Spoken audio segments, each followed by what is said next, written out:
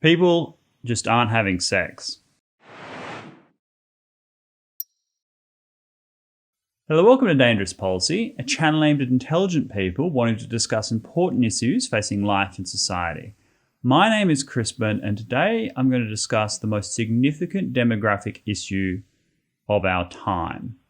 And that is that far fewer men than ever before are finding heterosexual partners, despite looking for them.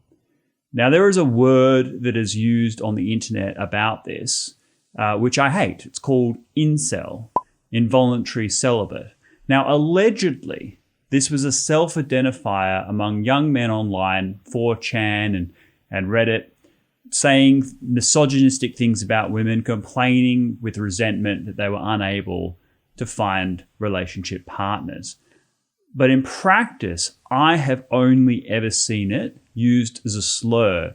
Every day on Facebook and Twitter, people are accusing men who are expressing views on any kind of subject as being some kind of incel.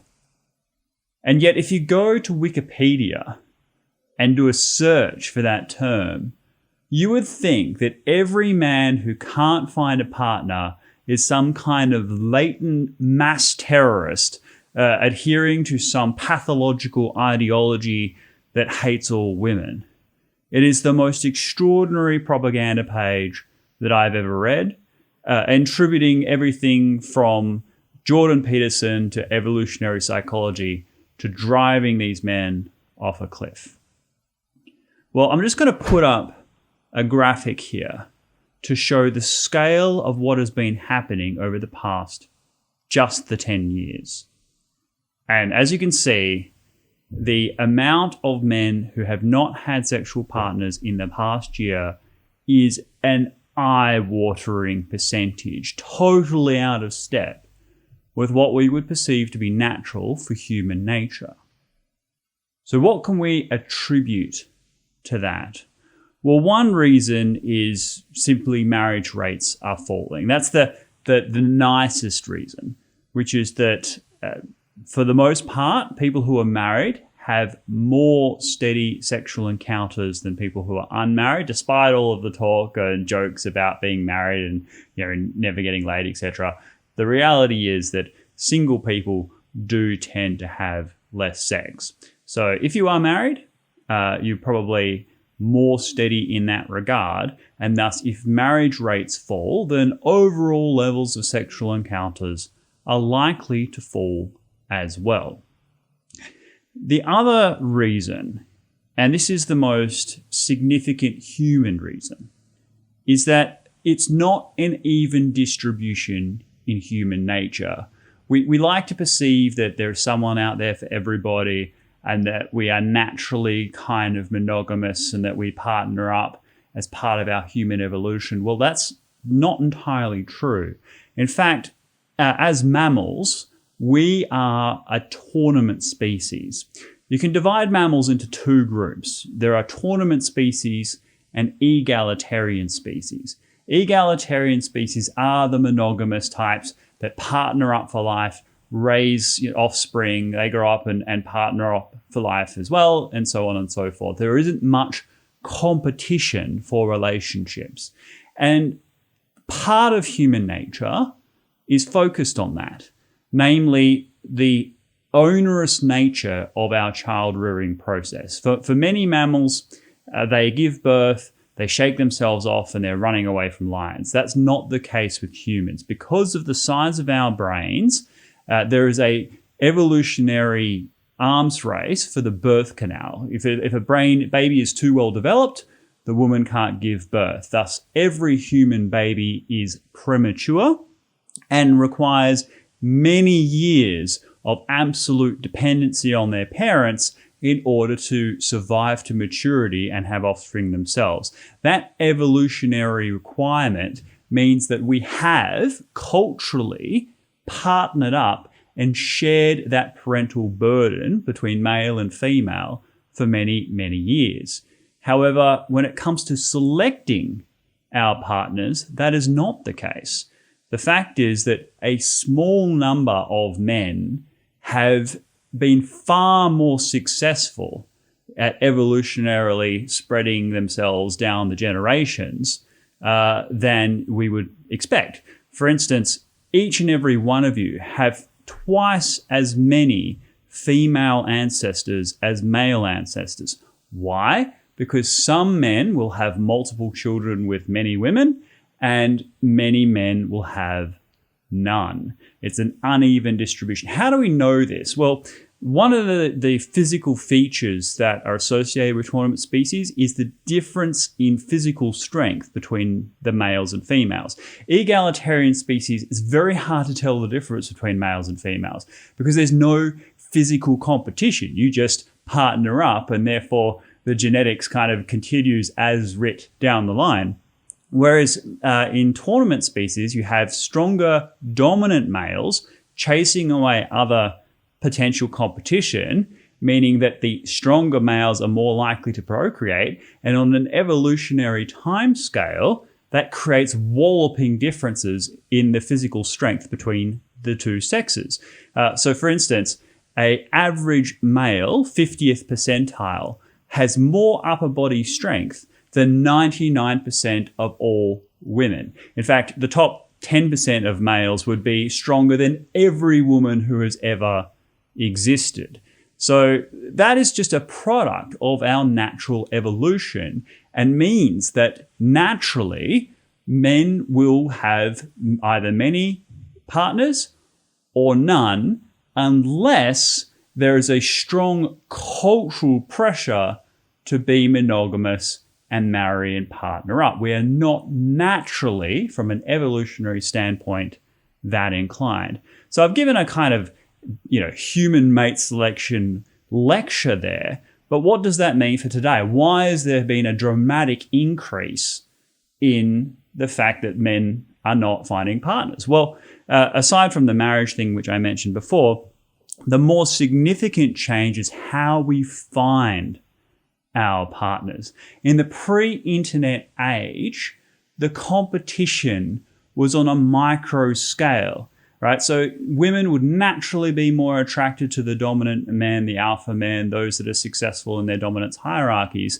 But those hierarchies would be local, right? So in your town, in your village, in your few suburbs, at your school, at your university, and people that you physically meet and interact with in your everyday life, which would be restricted to a few thousand people, right? Whereas today, with the apps, the Tinders, the Hunt, the Bumbles, all of those sorts of things where people are swiping thousands of people, that pool is no longer your local area, but is on a citywide, nationwide scale.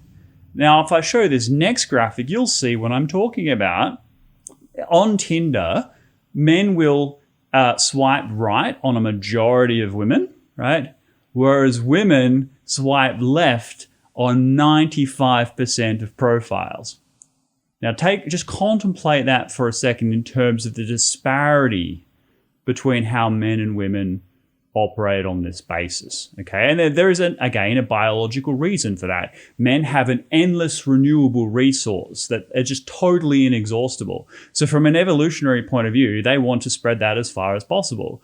Women are born with the only eggs they'll ever have, and if they have an unfortunate sexual encounter, there is a risk that they could become utterly dependent and vulnerable for many years. So that is, that image that is up there now, you'll see is actually quite natural when you think about it. Women have to be more discerning. But if we bury into that data, what you would find is of those 5% that do get selected, well, they are the overwhelming majority of selections, meaning that the vast majority of men are missing out completely. This is being turned into something that it is not. People are looking at people who are unable to find partners and saying, oh, it's because of your complete insular, personal, resentful, misogynistic view of women And the reason you can't find partners is because you're totally undeserving of a relationship and no one will ever care about you. And that is totally untrue. The fact is that men just are more competitive. They need to compete. And that whole reason for our competitive nature is to find successful relationship partners. And that's been true for all of human history. And what is being taught to these men is, in a positive sense, is to improve yourself. If you are unable to find partners, then make sure you are in a healthy weight range, that you work out, that you study and achieve at something. Being talented is very attractive. Being successful in a particular area will be attractive. And that is because women will tend to look at guys competing with one another and just choose whoever's the winner, assuming they're the best, right? So there is that natural mate selection way of doing things, and thus you shouldn't be resentful. It's not women's fault that this is the way. This is just human nature over the course of millennia. As a consequence of that, one thing we do need to worry about, though, seriously, is what the apps are doing to us, because it's not making women any happier. If all the women are choosing 5% of the partners and those people have endless choice, well, it's very hard for those women to find stable, long-term relationships. There is an accusation leveled at incels that these guys just think that women are sleeping around as much as possible and are just choosing the cream of the male dominance hierarchies and are not interested in long-term relationships. Well, that's completely absurd. That is not how women are. Women, are far more concerned about security as a rule than men. And so this isn't helpful to women either. These apps are not serving anybody. And the real life consequence of that is that we are all failing to find stable long-term relationships.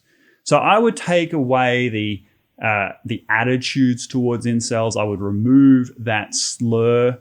I don't think it's helpful. It's certainly not a pathological extremist ideology, the way that even our intelligence agencies, ASIO, Mike Burgess, the Director General, has referred to repeatedly in interviews as a core focus of their attention. Now, is violence against women something that is a real issue? Of course it is.